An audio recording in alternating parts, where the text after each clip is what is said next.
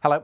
Some restrictions have been eased in terms of the lockdown over recent days. However, many are still in place, and as a result of that, the RAC are predicting that in terms of the Easter getaway, this could be one of the lightest for years. What does the weather have in store? Well, we're going to see quite a change through the weekend.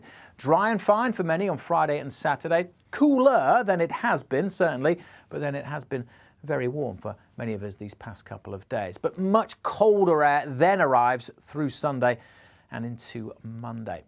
As for Good Friday, that's when the RAC are predicting we'll see the most traffic on the roads. We'll see a fair bit of cloud across parts of the east and maybe some patchy drizzly rain over northern Scotland. We could start with a touch of frost, so you may have to scrape your car first thing. But other than that, no real hazards for getting around on Good Friday. Saturday's the same, with high pressure in control. Again, a chilly start with a touch of frost, but most places dry and bright. However, during Easter Day on Sunday itself, this weather front starts to sink southwards, and by Monday it's swept across the country, introducing much colder air. It will introduce rain as well on Sunday across Scotland and Northern Ireland.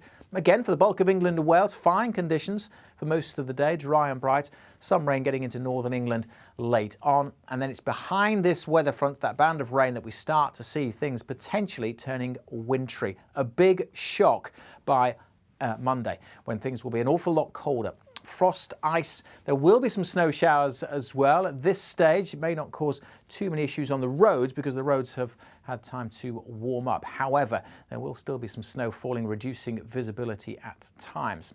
And because many of us haven't used our car for some time, again, the RAC recommend you thoroughly check your car before you head anywhere for any reason over the course of this long weekend.